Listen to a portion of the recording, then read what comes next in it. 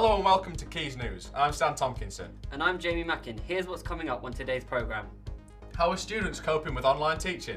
The benches battling loneliness. And how are mums coping with the pandemic? But first, infamous Mancunian indie nightclub 42s was set for closure a few weeks ago, which would have resulted in a huge impact on the Manchester night scene. But loyal club goers have raised £20,000 needed to keep the club from closing. I went to find out more. This report may contain flashing images. From this to this. After 9 months of COVID restrictions, 42s was left fighting for its life and needing to raise £20,000 by the beginning of December in order to survive into the new year. Many regard it as one of Manchester's most iconic nightclubs, attracting thousands every week. And its 20-year history has become a cornerstone, not just in the city's music scene, but in British pop culture. It's an iconic birthplace for Manchester music, so it's its own landmark in a sense for the music industry. In a last-ditch attempt to save the club, a fundraiser was set up, which received huge support.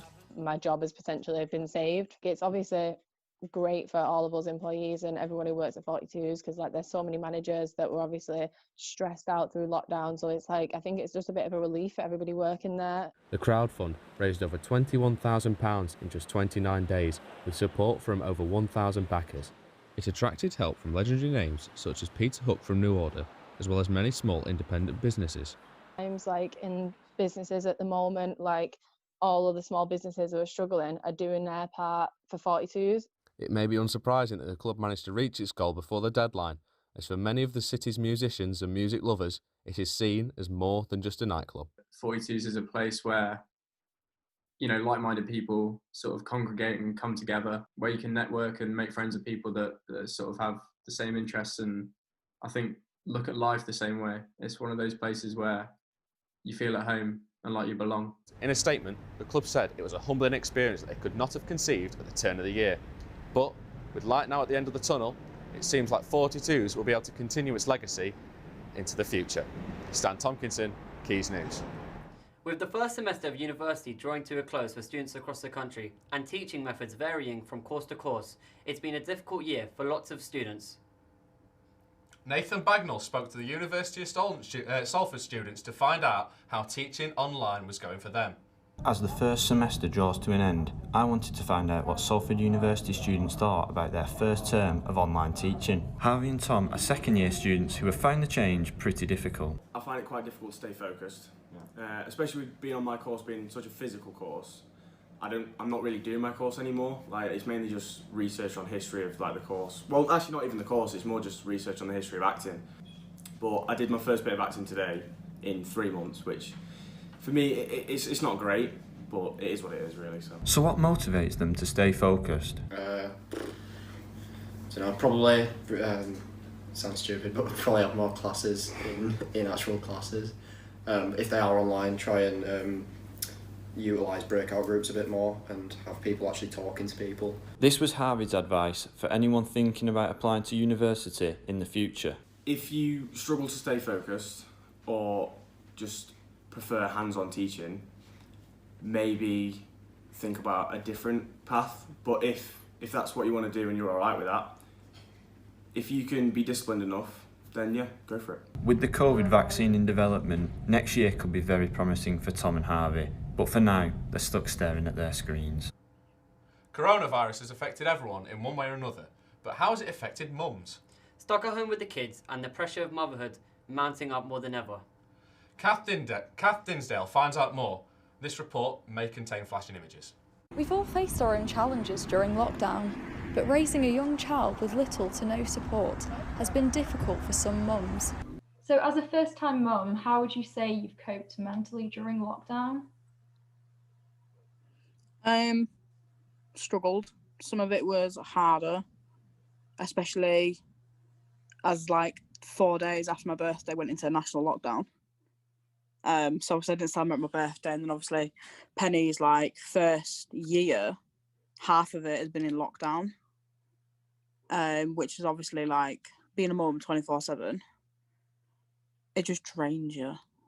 I'm doing the night shift, the day shift, and then obviously me and Jamie split up, so obviously I've been doing it by myself for 6 months now. and it's like he's not made it any easier. And obviously my postnatal depression with it all has made it even worse. On a more positive note, for some working mums, lockdown has been a blessing in disguise. And you're a working mum as well, aren't you? So have you enjoyed the lockdown in some ways? Has it given you a chance to focus more on your kids? Yeah, definitely. So I'm a childminder. So, you know, even when I'm working, my kids are with me. But yeah, it meant I could focus on them. I could do, you know, if they wanted me to play, I didn't have to say, oh, wait there, I've got to finish this. I could just go off and play and have more quality time with them, definitely. Because even though I'm a childminder, the other children that come in get more of my attention than my own children. As the lockdown is eased, let's hope that support groups for mums can return to normal in the near future. Catherine Dinsdale, Quays News. Stan, fancy a chat? It's important we talk, as we can all feel lonely at times. And during the pandemic, it's no surprise that people more than ever feel lonely more than ever. So how do you feel about Happy to Chat benches? They're designed for people to stop and chat with strangers in their local parks. Lily McVeigh reports. Hello. Yeah. 2020 and its lockdowns have been tough for each of us, but how about the people who have no one at all? To take a seat and a minute to talk to each other during these dark times. I work with the community quite a lot, and it just appeared on Facebook that there was Happy to Chat benches, and I'm thinking what are they all about? So I searched about it and I thought, why don't I bring something like this to Altrincham? It's completely for everyone that's happy to be here. People need to talk. They've been at home all the time. They haven't seen friends or family. So basically, you can meet your friends for a coffee, maybe one day, and sit on the bench and have a coffee. Or if you're lonely, you can always sit down and say hello. So we're part of Traffic Council and Bromwood. So we went to Bromwood Works and asked them if they could sat on one of the benches within a shopping centre. And they just thought they applied it, they really did. They're a family business, so it's just, yeah, they're just very, very close on people coming together and speaking as such a good community as well. Gary, from a local Timpsons in Altrincham who donated a permanent plaque for the bench, said,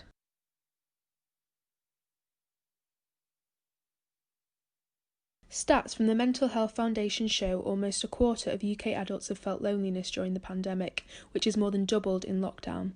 This is what people thought about the benches and its aims to help those feeling alone. A lot of people come out on their own, and so if you sat down there, that would be useful, particularly if you could get a drink to go with it. I think it's absolutely magic. COVID or no COVID, what a fantastic idea. Lily McVeigh, Quays News. And finally, here's Charlie O'Loughlin at Media City with the local weather where you are. Fans may not be back in stadiums just yet, but if they were, Man City fans would have to wrap up warm this weekend as they face Fulham at home. With lows of 3 degrees and highs of 5, this weekend is set to be a chilly one. Expect sleet showers until 4 PM this afternoon, rain showers all across the weekend and light winds here and there. This Christmas, we all hope for a white one, and the odds are high this year. The Met Office are tipping for a white Christmas, and the odds at the bookies are high. That's all for now. I've been Charlie O'Loughlin. Cheers for that, Charlie. It looks like it's going to be a cold one this weekend then, so don't forget to wrap up warm. Thanks for watching Quays News. You can keep up to date on the local news stories at Quays News on social media. That's all from us. Have a lovely weekend.